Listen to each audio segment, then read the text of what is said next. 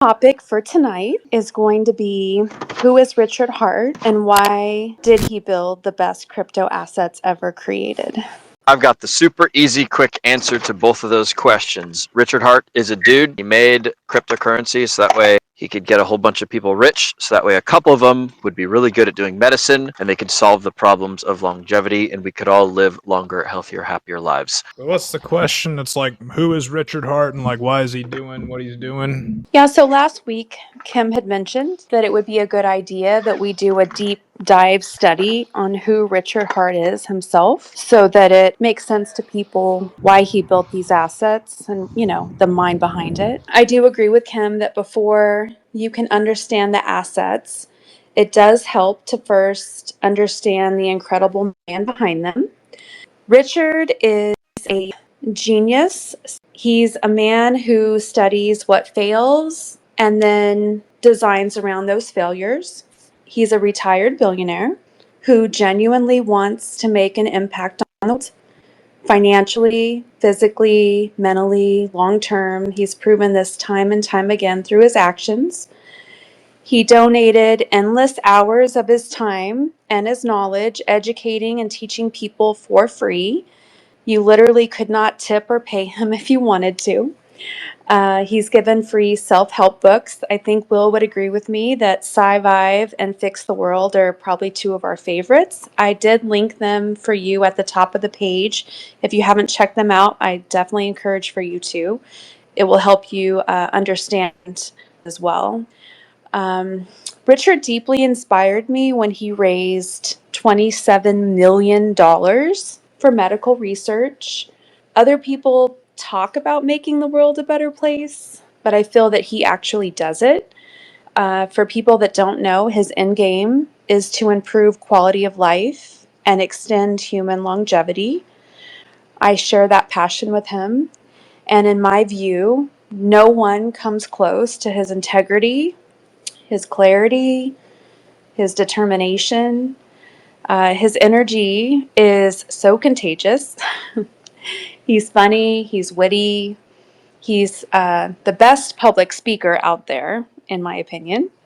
And his level of honesty and rawness is truly unlike anyone I've ever seen.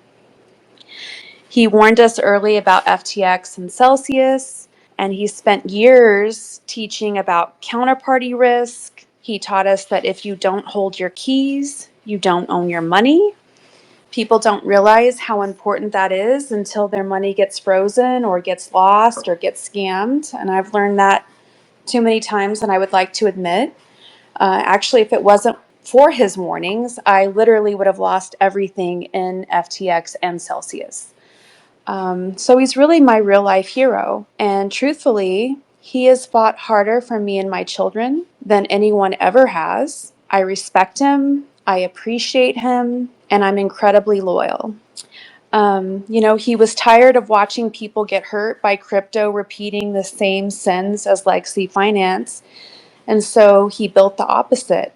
Hex proved finance can run on code, not middlemen, yield without banks, without exchanges, without custodians. And then Pulsechain solved the fee problem. Pulsex captured value for users, not for the CEO, where Binance captures value for CZ. Pulsex captures value for the chain participants themselves. And it's the one real true DeFi that I've ever experienced where our funds cannot get frozen. They cannot be taken away from the government. Like Giga says, that's really the litmus test for real crypto is it truly yours or can it be taken away by someone else?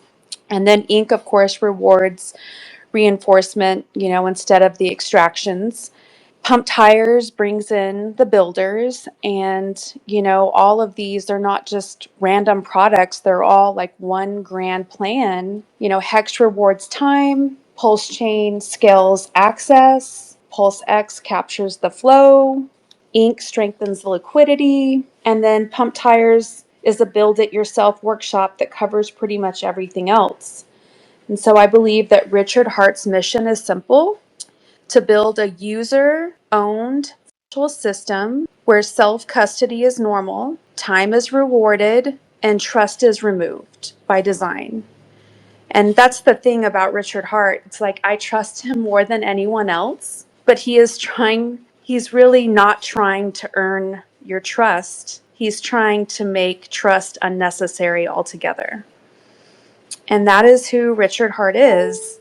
That's why he built what he built. That is why I'm here. That is why I stay. And that's why I stand beside him very proudly. You know, in my opinion, there's no better founder, no better intention, and no better than his. And so, yeah, Hex is home for me, guys. It means a lot to me that all of you guys came and agreed to speak today. So I welcome each one of you to come up and share your testimony. When you're ready to speak, just raise your hand and I'll bring each one of you up so that we can help new people better understand the man and the mastermind behind changing assets. Yeah, and I guess I also have a question too. That was a great overview, Tam Tam. I guess before Richard started the whole Pulsechain project, what was his background and what was like the initial reasoning for starting it? Because it's a lot of different values, right? The longevity and also the financial aspect. Yeah, so Richard originally came from the pickup artist world and the the masculine self-improvement world. But like he didn't just stick to masculine betterment. He was more focused on people betterment in general, which is like what we were talking about a few conversations ago with Sci-Vive. His stated reasoning is he wants to help people get better because he's selfish, and the more people that he can help get better in the world, like the more likely it is that he will live a long and awesome life and something like that. Does that make sense?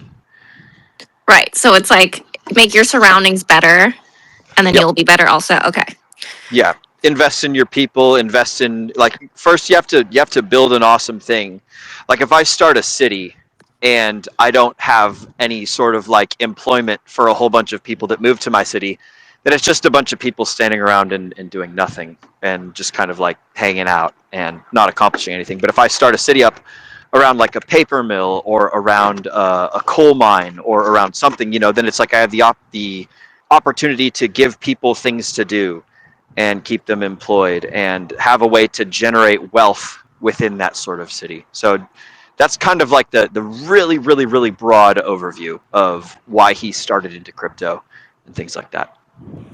Okay. So it's like a mini colony? I don't know what to Yeah, call it. something like that. Yeah, and we like lovingly call it Hexico. That's what we call this community, Gotcha. this group of people. So if you ever hear Hexico, like there's a whole bunch of different interpretations, but that's sort of like at least my own interpretation anyways, that's the best way that I would describe it. Is it's just a bunch of people that come together, bring their skills together, we get wealthy together, and we solve the world's problems together. Something Okay. like that. That helps make it, that makes a lot more sense. Because when I saw Hexico at first, I thought like it didn't really click why it would be a location. So Yeah. yeah, okay. I And think it's one not really thing, a physical location. It's more of like a digital location. You know, it's like if you play video games with a bunch of your friends and you all get on the same server at X, Y, and Z time UTC or something, and then you all go out and slay the monster together. Like you don't even have to physically be in the same area. You can still do like, you can still contribute whether you're in Russia, whether you're in Antarctica, whether you're in the United States or something. Like people have a ton of value to give to this world and to give to this community, like even just online. And it's even better when there's people that get together and do like real life meetups and things. One of the things that I try and run a lot is real life Hexican meetups. Like that's how I met Tam to begin with. Is I organized a meetup down in Texas, and then a whole bunch of people showed up. People drove in like hours and hours to come hang out and have fun and chit chat and share ideas. And you know, we all share this common interest in Hex and in Richard Hart and in delayed gratification, and maybe not like in Richard Hart the person, but in like the embodiment of the ideas that he espouses. So like everyone sort of kind of contributes in their own way, and it doesn't necessarily have to be physical. Like Hexico can be in your heart, or it can be on this website, or it can be wherever. So does that sort of kind of clarify a little bit? Yes, a lot. Thank you. Awesome. And for Richard, I think he realized after becoming a billionaire, it didn't come from money, right? So I think initially he enjoyed the life that, he didn't have the hardship and he got to travel the world and he got to experience everything that's great about being a billionaire. But I think after some time, he began to feel guilty because he knew he was smart and he could see all the problems in the world and he felt that he could do more about it. And when he wasn't doing anything about it, he didn't feel at peace with himself. And so he realized that he does have the power to make the world a better place, and he kept seeing all of these problems, and so that's why he did like self-help books and I mean pretty much anything that he could to do to try to help even just like the little guy. He was out there trying to do it, and then when he became incredibly rich with crypto and he saw all the problems in crypto, I think he just felt like he needed to do something about it. And when I think what it really boils down to is he feels like guys like Elon Musk or Jeff Bezos or all of these guys, they're like chasing the wrong things. But when it all gets boiled down, the likelihood of us all dying of a heart attack or cancer, those statistics are only getting worse. And so no matter how much money any of us have, we can't buy our life. So I think he feels that if he can help people get out of slavery and overfill their cups, that we can actually tackle on the problems that really matter in life and how to get more headway with those things, like I said, with longevity and quality of life. And I relate to that because I do work with a lot of medical doctors and dentists and specialists, and I see them all struggling in one way or the other, that they're all incredibly smart and gifted, but they don't have time to really contribute in the ways that they should be able to because they're all tackling debt and inflation and corporate America. Like, I don't know if I told you last week, but this new dentist that I work with, she's incredibly smart. She is so sweet. She's got a heart of gold. She owes $550,000 in student loan debt. And so she's going to have to work a decade just to get out of the negative before she just breaks even. And so when I try to talk to her about investing, she's overwhelmed just to be able to afford her student loan bill and her mortgage every month. I mean, literally, she's in tears because corporate America does not pay dentists well. But she can't afford to go and open her own practice because her debt load is too high.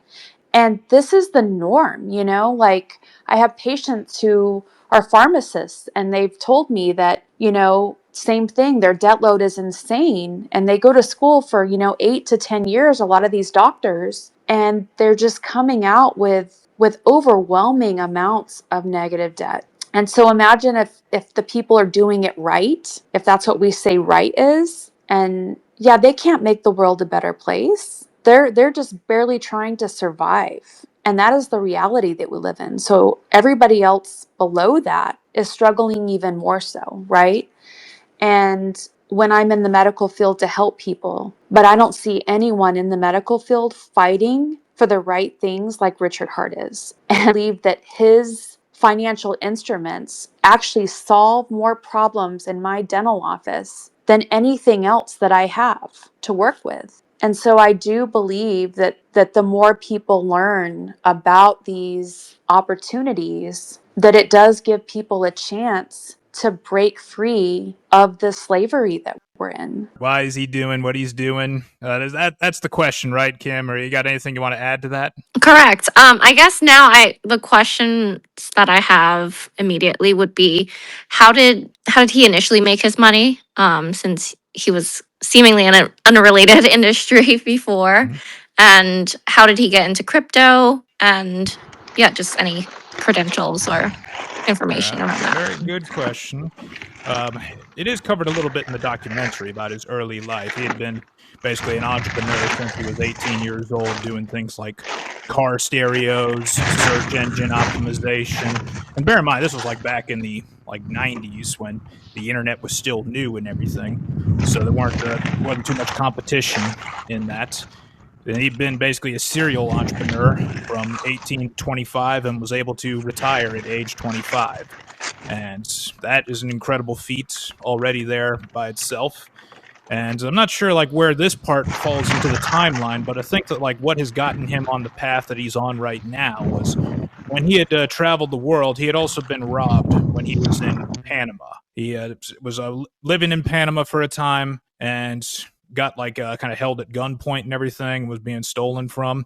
And there, I think, is where he kind of realized something that a lot of people, a lot of rich people may never realize at all, or some that do learn, they learn this lesson the wrong way and take it the wrong way, or they learn it much too late. And that is the money and all of the material things and even the experiential things that it can buy you. It has a very small limit or reach on what it can do for you as far as quality of life and standards of living. I mean, we've all kind of experienced this ourselves where you get a new thing and it's only got a shelf life of your happiness for about 2 weeks, and then it's just another piece of junk that is a burden to take care of.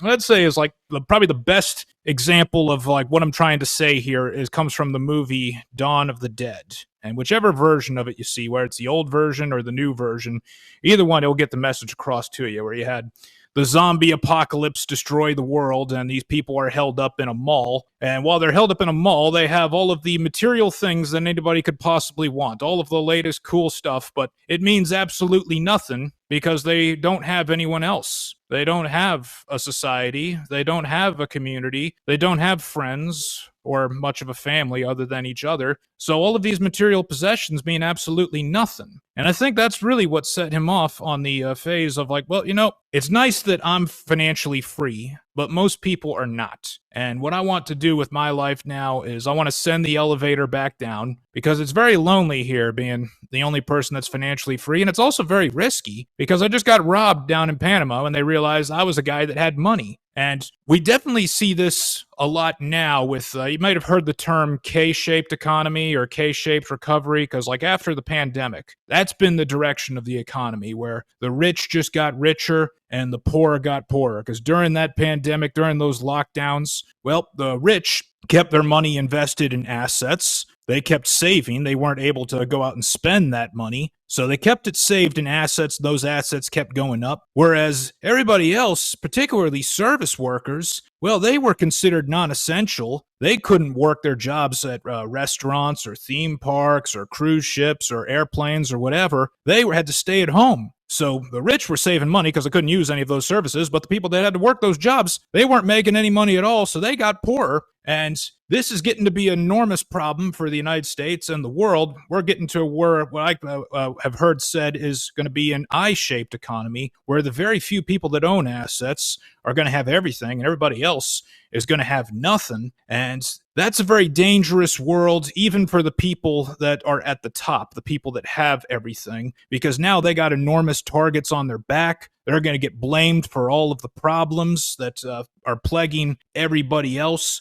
So when you're one of the people that is free from that system, when you're one of the people at the top, the best thing you could do is send the elevator back down and help everybody else back out, because help everybody else understand what's going on, what is causing these assets to appreciate, how it's largely all based on liquidity injections from central banks, and how you gotta own some assets because it's the only thing that's holding value with all the money printing that's going on. So I hope that that makes sense as far as like, you know, what's motivating Richard to do what he's doing in crypto, and like probably what's directed him that way. Because what I can tell you is from my past life in financial services, being a financial advisor at the branch office at Fidelity, like when you have a client that has a certain net worth of like over 10 million or something, there's very little they can buy that will make them happy. But the thing that like they really do want to buy, what they really do want to spend their money on, is they want to buy themselves a better world and do things like the activism you see guys like Elon Musk do for what he believes will make a better world, or George Soros for what he believes will make a better world, who's on the total opposite side of the spectrum of Musk. I mean, you see people of a certain level of wealth. That's what they really want to buy, is they want to buy themselves a better world. And this is how Richard thinks he's going to be able to buy himself a better world, is through crypto and spreading the knowledge and spreading free coins, free help and all the knowledge and information that he has. That's his vision for how he improves the world and leaves a legacy. Thank you. That was great. When I got connected with Richard Hart, I could really identify with what he was talking about. He had great logical arguments. I always try to align myself with people who are smarter than me. I always tell people I'm not the smartest pack in the pack, but I tend to get packaged along with those people that are. Because the saying of, tell me your 5 closest friends, and I can kind of dictate of what trajectory you're on any given moment. Let me dive into it. So, actually, I am just 23 years old, and I got into Hex when I was 18, right after school. And it was my golden ticket from to avoid actually university and stuff, and to avoid slavery, as you described earlier. I totally agree. It's the same thing over here in Europe. People are just paying off debts and have to do their day-to-day work just to survive, barely survive. Most of them are super frustrated, and I just got into Hex right after school, and it was my ticket into the freedom. And ever since, I've been enjoying this freedom, and so my mission is to give something back and to stick around even during 4 years of bear market. And that's pretty much how I got into this whole thing, and why we are also building Hex Scout. We never made a single bug of Hexcode, and we just built it to give something back.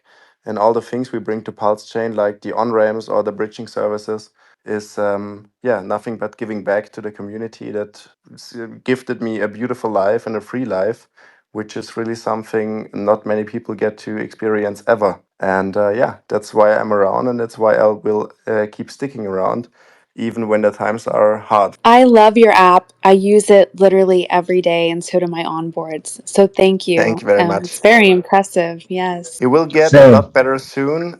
We are currently working on version 2, and will be better than ever before.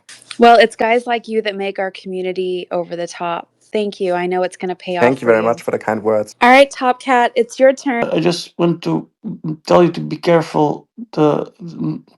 It will look the cycle is over because we are going down now until November. It's just a trap. The cycle is not over now. It will end probably in the middle of next year. So don't fall in the trap. The whales will set you. The cycle is not over. It's not over. Don't be entrance liquidity for institutions is all I want to say. Don't sell your cryptos. Don't try to be smart, thinking like, oh, I sell now and then in a year time will be the bottom of the bear market. I can buy Bitcoin at the bottom. Bitcoin is not going to be at the bottom in a year time. Bitcoin is going to be at the bottom in 2 weeks. Top Cat, I actually agree. Somebody, I don't know, institutions, uh, I don't know. I don't know who, but this is being manipulated. It's just being manipulated, and they manipulate it because they want they want to confuse the plebs because they know the plebs are their entrance liquidity. They want to buy when the plebs are selling. They know we guys, the masses, the retail. Just ask everybody what was the plan. What was our plan? We wanted to sell in November, December, and then we wanted to a year later buy Bitcoin at the bottom. All of us wanted to do that, and they know that 99% of us wanted to sell in November, December, and 99% of us a year later wanted to buy the bottom of Bitcoin. They know our plan. So they will use us as entry liquidity. Our sales now will be their buys. Man, I don't know. This is not TA. Mock me if you want. It's just pure conspiracy theory. And I believe it's true. Yeah, It's okay. actually pretty close because retail is very poor right now. So, but again, you can look at charts if you zoom out. It's pretty easy to be like, oh, it goes up here, it goes down. Here's a cycle. But when you're day to day, and tomorrow's the FOMC meeting, you're always looking at tomorrow and this week and this month. So yeah, I mean, he could be totally right. We will see. I think the game has been manipulated ever since the large entities like BlackRock and Co joined, because it's just what they do. They go ahead, they enter markets, and they manipulate it to the maximum for their own return, and let everyone who is in a market who isn't on their level or in their league bleed out brutally. That's what they do wherever they go. So ever since they joined, we know that it's highly manipulated.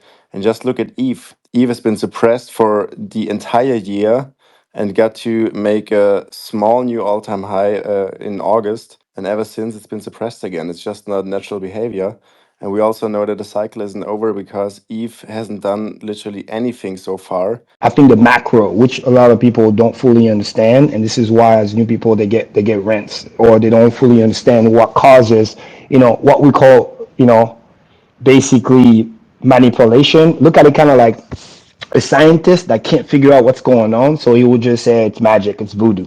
So, because I used to be like that too. Like, I don't understand it's manipulation, but then once you really understand how it works in the macro and what they're doing and how they're hedging, in other words, how they, shorting on the future, because this whole bull market, for the most part, has been really by institution. And sometimes I tell people, you got to be careful what you ask for. Not all money is good money. In other words, they know they're the one moving the markets because they're the one having the big money to move the market at this level, at this size, Bitcoin in trillions of dollars. So they know that if they short, in the future, it's kind of like naked short, they know nobody else going to really fight against them because they're the one that have the money. And while they short, they suppress the price, what we call manipulation. And then they also market buy on spot. So in other words, because we have had all-time high over these cycles of, leverage. The one thing, funny enough, that Richard Hart talks about a lot that kills. And people don't understand that the people who are getting rents lose their coin and the institutions are buying in at the low. Somebody earlier was talking about how Ethereum is manipulating this and that. It's the same thing that happened to Bitcoin back in the day under 10K. If you guys are old enough to remember that, we were around under 10K for a while. Then we got that flash crash to 3K. It was crazy. It was almost like Bitcoin was called a stable coin around that time a little bit. You know what I mean? People were making fun of it. Back around the 6K range, 7K range, then 10K range. I remember all of that. And then after they were done accumulating, aka done manipulating, wink, wink, they send that shit all the way to 65K. So it's just about understanding what is happening, and understanding the macro will basically make you understand when they're going to take the boot off the neck, so to speak, to allow the price to go up. But they're not going to allow it until they're ready, lock and loaded. They came late to the Ethereum party compared to Bitcoin. And people thought, oh, they're just going to buy a bag and then send it. No, they're going to send it down, rinse and repeat, shake you out, drop your coin. You're going to be tempted to go play future leverage, even though you shouldn't. You're going to lose all your coins. They're going to buy everything. Every time there's a massive crash, make no mistake, somebody's buying that. Like Richard used to say, we say all the time, if nobody buys, the thing goes to zero. If it doesn't go to zero and it bounces back, somebody is buying it. Your sale or forced selling for some of the people that got liquidated, it's somebody else's buy. They're accumulating all those coins. And when they're ready and they have accumulated enough, right? Tom Lee's on his way to 3% with Bitmine, or close to 4%, people don't realize it's perfect timing. They haven't even announced their quarterly report soon. That's going to come. They're going to have crazy numbers. They're going to involve as they grow and they reach 15, 20 billion market cap. They're going to be able to enter, S&P small cap, and then they're going to be able to have passive flow, more money coming in, and then they're going to introduce staking. And then next thing you know, this thing's just going to fly. But in the meantime, they love the low prices. So again, what we call manipulation is just basically how big money, who understand that they're the one that wants to come in, who understand that they're also the one that can move the price up. And like anybody that's been in crypto long enough, when you have a lot of money and you see low float, you're trying to step in without pushing the price not too much against yourself. So what do is you don't really know where people are, but you can use leverage, what's called open interest, to kind of know where people are, how over leveraged people are. Then you get them liquidated, which then force them to basically drop their cards, drop their coins, and then all you got to do is just put bids underneath and then scoop it at the low, rinse and repeat, to the point where when you are locked and loaded, just like I used to teach people about what market makers are doing, right? This is what things about Wyckoff distribution pattern, Wyckoff accumulation pattern. Those things are legendary. Why is that? Because that's how big money accumulates. And once they're done, then they're going to reprice the price up. Like my good friend Johnny used to say, when we're done, we say, hey, you forget that this was a diamond, then it gets repriced. And that happens in every market. So that was just a small little parenthesis I wanted to talk about. So back to the topic that, Temtem have us here for. Richard Hart, and while we are here, I think a lot of people, again, some of them are new, so it's not really their fault. Some of them are OG, so they get it. So I just kind of, it's gonna may sound like redundant for those who already know, and I hope there's a lot of people that don't know versus people that do know, so they will get to understand why we are actually here, and us the die-hard true Hexicans. It's the fact that the ethos from Richard and all the scamming, this and that, there's a lot of people that just project because they can't do what Richard does at the end of the day, right? You guys heard the story, being in Bitcoin almost near the beginning, right?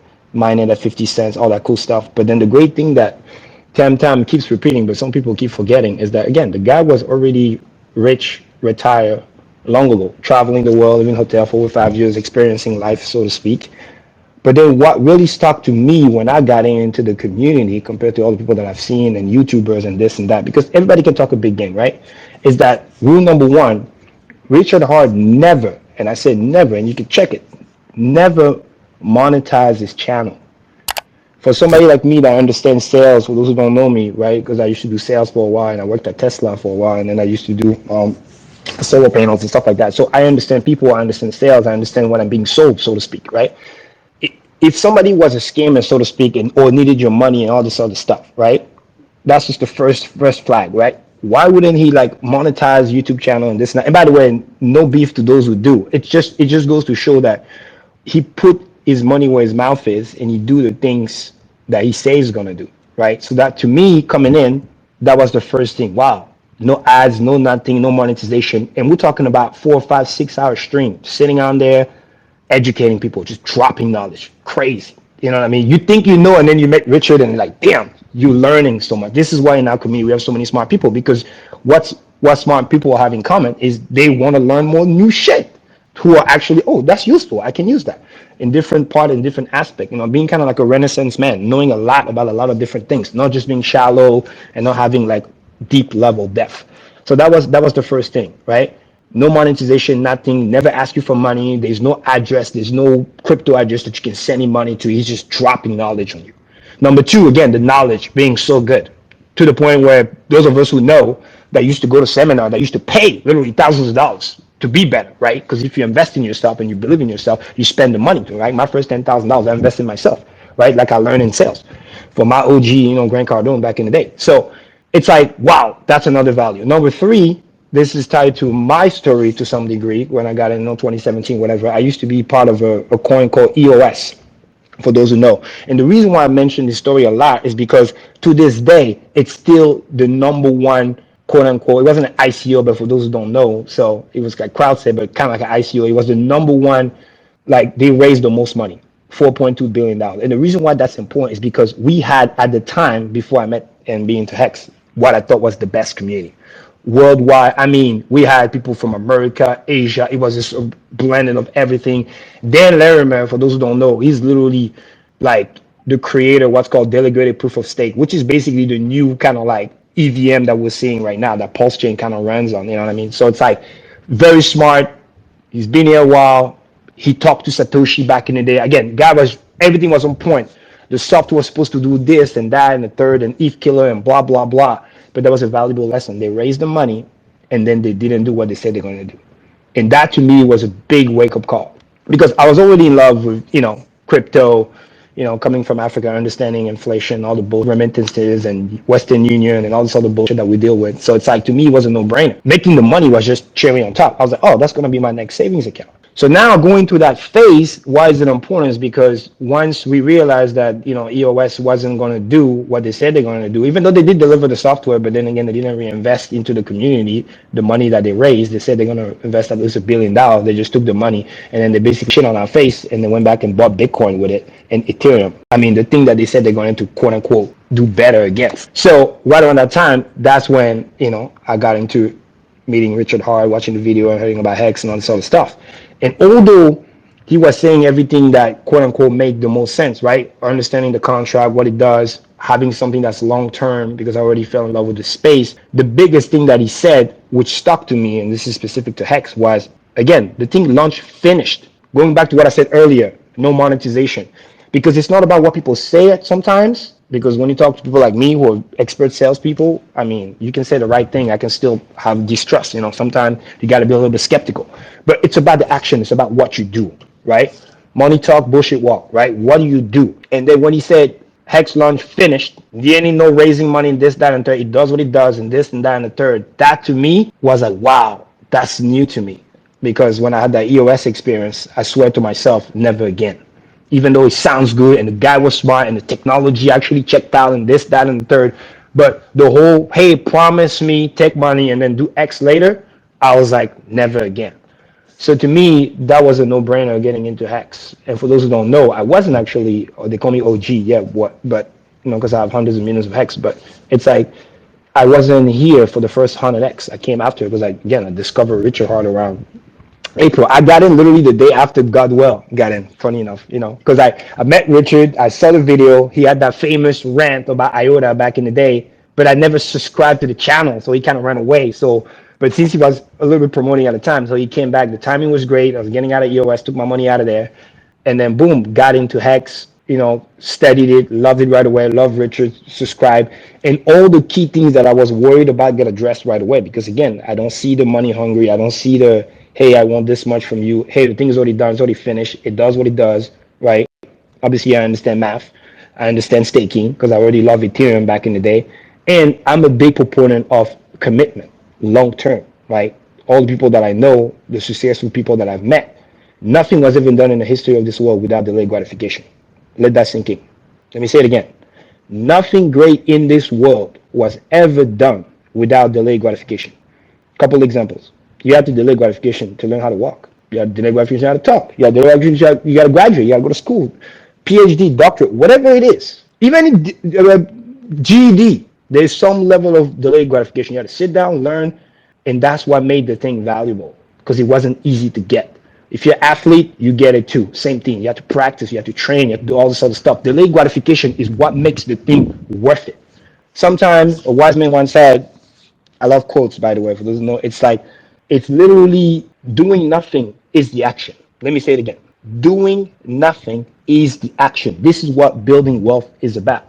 This is what Warren Buffett come up with that nice cool line when he says the stock market or investment is like transferring money from the impatient to the patient. It's essentially summarized to what I just said. It's delayed gratification. It's sometimes the action is the inaction. You learn that from Buddhism, you learn that from Zen, meditation, you name it. Everything from physical to logical to spiritual to in economic, it's literally can be summed up to that one thing. Sometimes what's easy to do is also easy not to do. Therefore, it is hard. Let me say it again, slowly. What's easy to do is also easy not to do. Therefore, it is hard. Everybody know they got to brush their teeth every day, but most people don't do it, even though they should.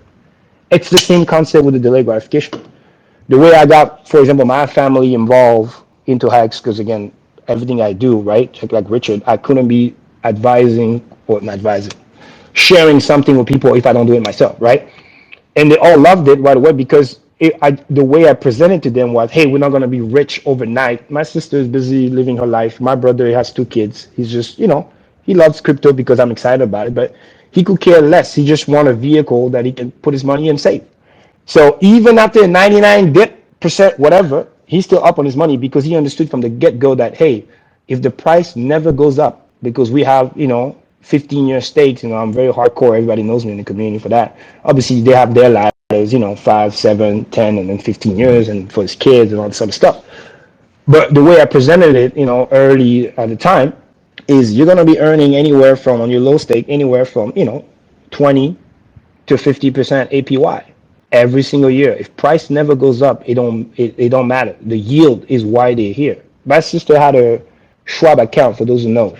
For in the traditional world, they were known to be like the biggest for like CD, certificate of deposit, which is kind of what we call hex certificate deposit on the blockchain. And they were giving you like 4 or 5%. She really like researched that, money market fund, whatever. Everything else was low, unless you like very, very big and you get access to like special, lending partner, JP Morgan, whatever, you can get better rate. But for average person, your savings account, you'll be lucky if you get 1 to 2%. So she had one of the best because she worked hard and she's like, well, I'm gonna get my yield. I'm very disciplined. Again, going back to the delayed gratification, she works hard, makes some money, very frugal, save, and then so she can travel, right? So when I told her, hey, you can get X amount of percent, she didn't care. You're gonna give me double digits interest on my money? Psh, let's go. And the reason why I presented it this way about not the price going up, even though Hex was pumping like crazy, it's because just like the contract says, it's guaranteed yield, but the yield paid in Hex, right? So we understand the price can be changing up and down. But if you do an analysis and you understand hypothetically, if the price don't move and you're getting this yield, you're gonna be good to go. And the cool thing about the yield that compounds is that, let's say hypothetically, even if the price were to go down, right? But you're getting a crazy high yield, it covers it some of the down play. And some people, either you never met me or you haven't had some people in the community that are OG enough to break that down for you. I can understand why the frustration, because obviously we can never control when people get in, right? Like I heard earlier about some of the people, and I've had some friends who got in when they were, 25 cents, 30 cents. I mean, Temtem here also came around that time, even higher prices.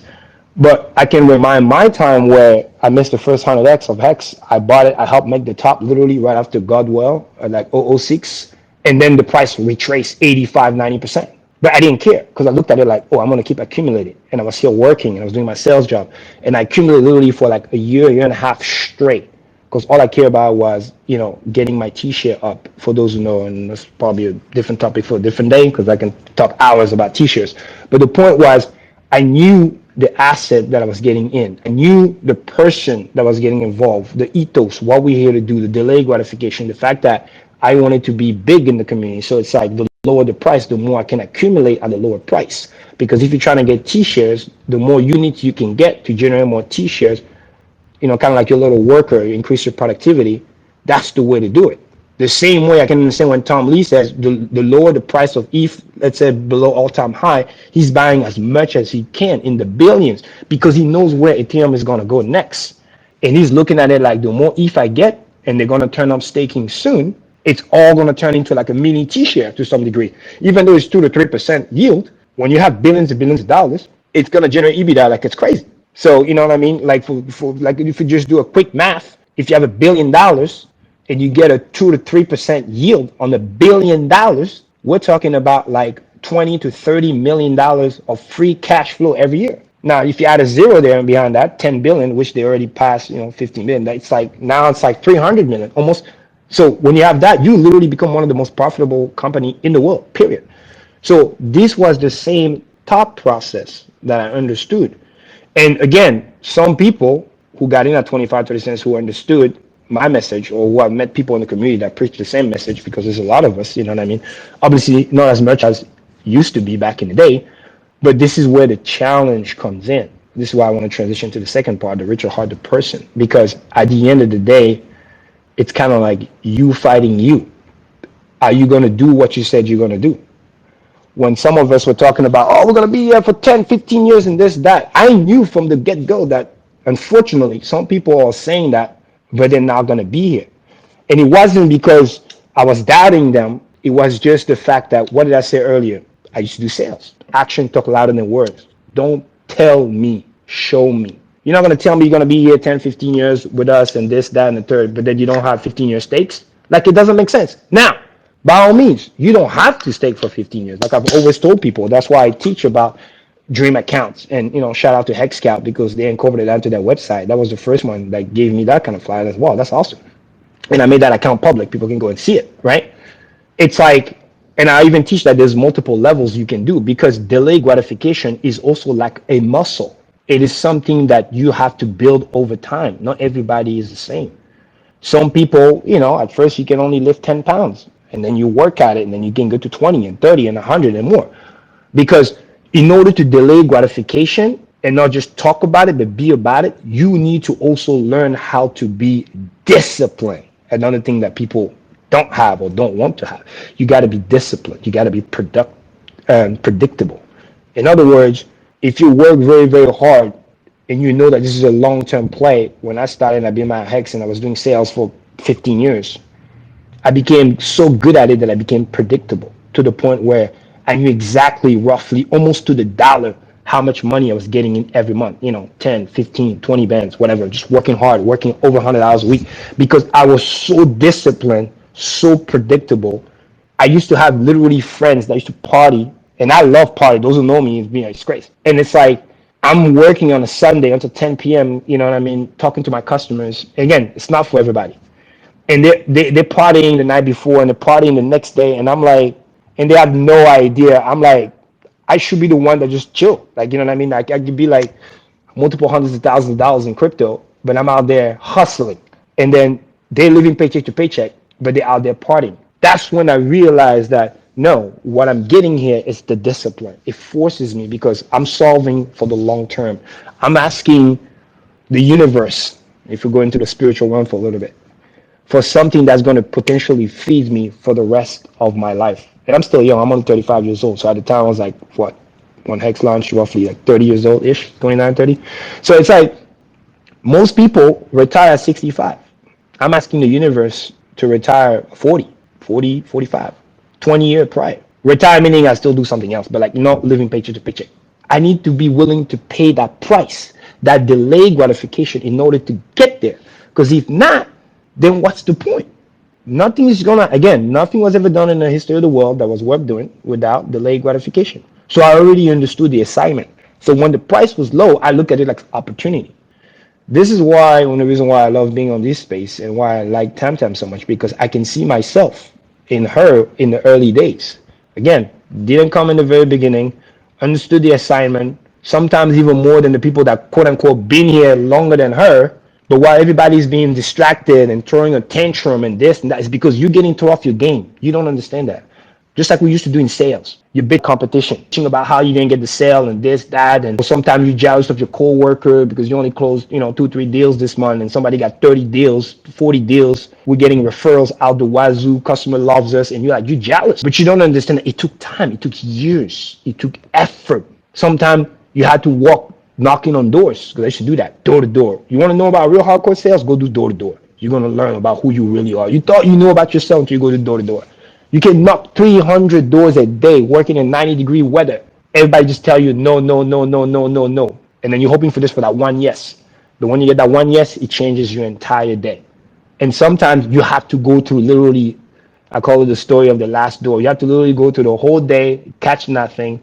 And many times throughout the day, you were thinking about leaving. Oh, this doesn't work. It's this, it's that, it's manipulated, it's fake, it's whatever excuse you want to use. And plenty of people can use excuses, right? Oh, they don't like me. Oh, it's because I'm black, or whatever. Whatever the excuse you could use.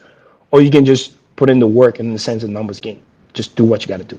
And then you catch the nuggets at the end of the day. And then you realize, wow, there's no like cutting, like you're not going to have like fake stuff. There's no shortcuts. You got to put in the work. Back to what Richard Hart always preached. And that's how I know it was real, because he put in the work. Some of us know his story, right? How he was raised by his dad and the work he used to do, and being an addict and working in an HVAC system and all this other stuff, because he put in the work.